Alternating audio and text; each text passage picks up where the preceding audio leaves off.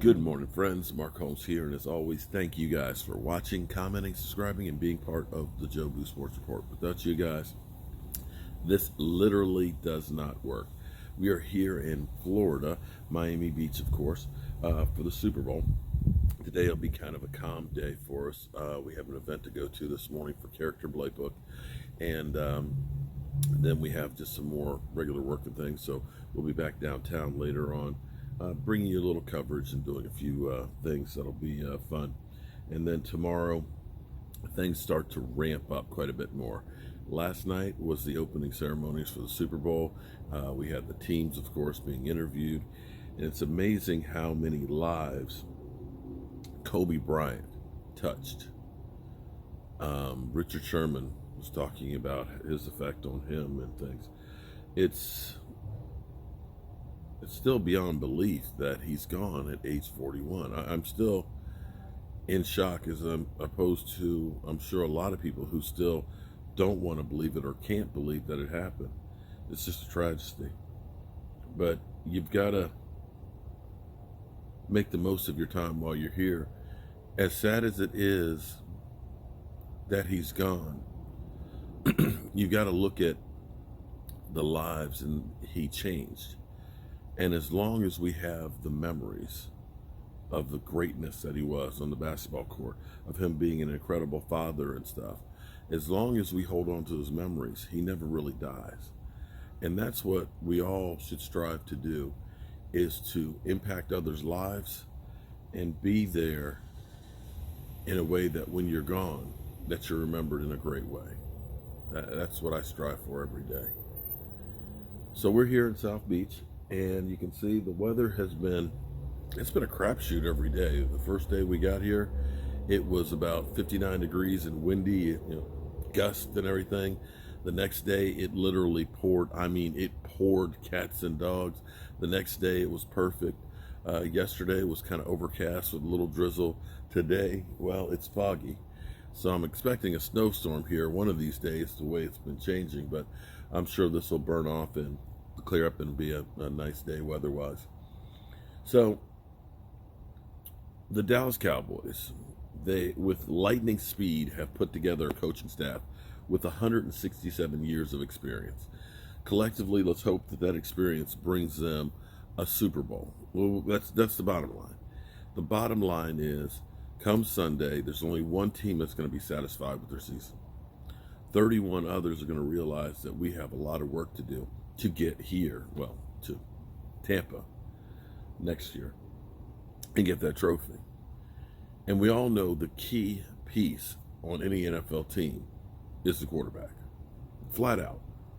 You have to get a quarterback. You've got to be able to get a contract for that quarterback that doesn't prohibit you from putting people around the quarterback. You've got to keep that quarterback upright. You've got to put that quarterback in a system that works for that quarterback to maximize his ability. And then you have to have a team to go with that. You can have Aaron Rodgers, who has been known as the bad man, but if you don't have enough pieces around him, it doesn't matter if you're talking about the one team that is satisfied at the end of the year. Because we all look at it and say, oh, well, this guy's a bum, and this guy's a bum, but this guy's great. But yet, Aaron Rodgers, how many years ago was it that he won a Super Bowl? He did not have the game plan, the offense, the team around him to do it, to succeed. There's been a lot of great quarterbacks. You could look at Phillip Rivers and 59,000 yards. Let me say it again, 59,000 yards. 6 all time, but yet, no success. You can't look at it and say that, well, it's all Phillip Rivers' fault. Some of it may be, but some of it may be the coaching staff. Some of it may be the lack of the team around him. For whatever reason, just couldn't get it done, and that's why they said bye-bye. You're looking at a Drew Brees, all-time yardage passing leader. Got one. You could see him having 7 and 9 seasons 3 years in a row.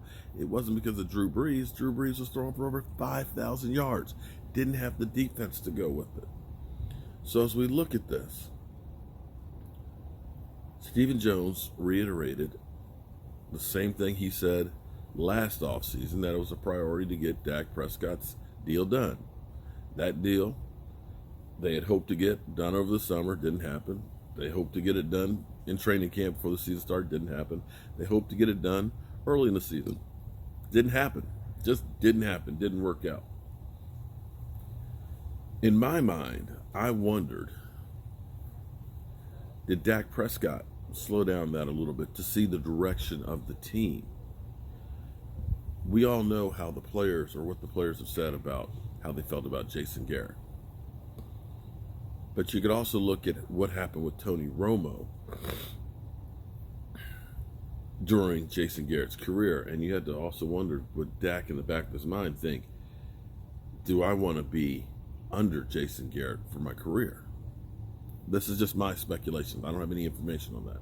But I just wonder, because I think about when I do construction work, not every job is a good job. Sometimes you see ones and you're already busy doing something else and you don't really have the time or the energy, or you look at it and say it's going to be hell. So you put a number on there that's really high. So that way you don't have to say no. You don't have to be the bad guy and say I don't want to do the job. But you put that number up there really, really high and figure they're going to say no. That way you don't have to be the bad guy. If they say yes, well, you say, okay, you would have paid twice the price for it. All right, I guess I can do it for that. But more chances than not, they're going to say no and leave you alone. And it just kind of felt like that with the Dak Prescott one. Now, here's the thing. A lot of people out there keep thinking that the franchise tag price is about $27 million. Stop right there, okay? I keep telling you guys this. There's two types of tags. There's the exclusive tag, which is the franchise tag, which is the average of the top 5.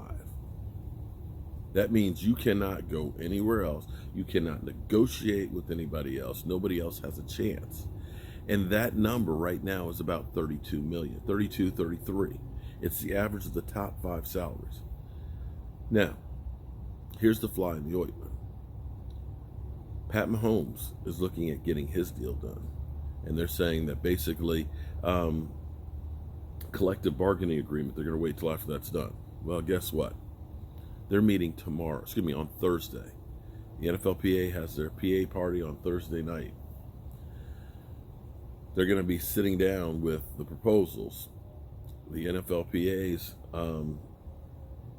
leaders, 10, will look at that and they'll vote on it, and how they vote will then go to their players. The holdup on that is a 17-game schedule. We don't know what changes may be in there that may change how contracts are done.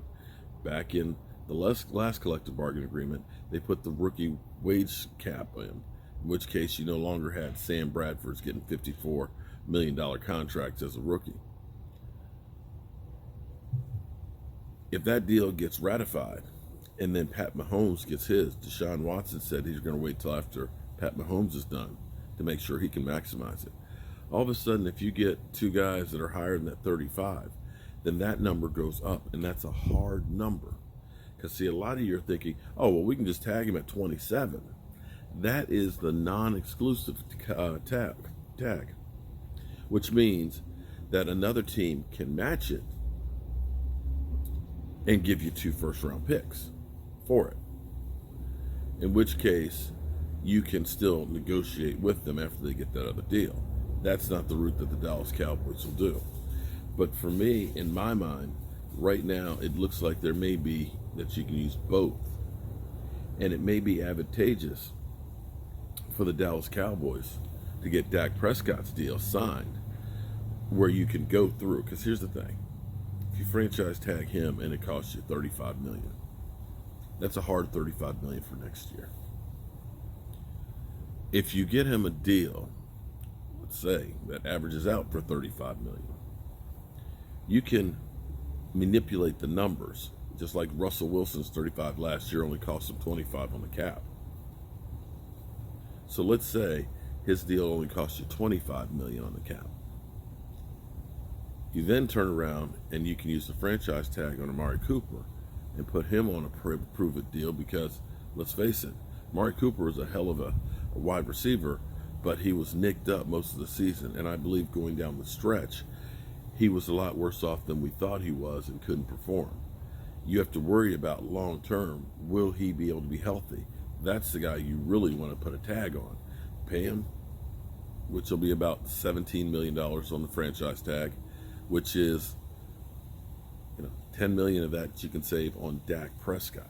So you franchise tag Dak Prescott, you now have to do something with Amari. So between the two of those guys, if you end up using the exclusive tag on him, then you're talking about $35, $45, $52 million for those two players next year of your cap. That's not good. If you end up getting Dak's deal done, you get his number down to 25, and you end up using the exclusive tag, the franchise tag on Cooper. Now you're talking about 42. You're talking about saving $10 million of money on the cap. And $10 million, that's more than we paid Robert Quinn last year. So for the economics, as much as you guys say, just tag him, the numbers don't work out for the Dallas Cowboys, and they will prohibit them from surrounding him with other talent. That's my take on it. I'm just the village idiot, the guy with the day job and a voodoo doll. But the Dallas Cowboys have to get that deal done. So that way, it doesn't cost them more money than it already has. Last year, had they done it, they probably could have gotten him under 30. Now we're talking about trying to keep him under 40. You don't want to go tag him and wait another year to pay him. All right, guys, we'll be trying to bring you guys some more coverage from here down at the Super Bowl. And keep your loved ones close and let them know how you feel about them. See you soon.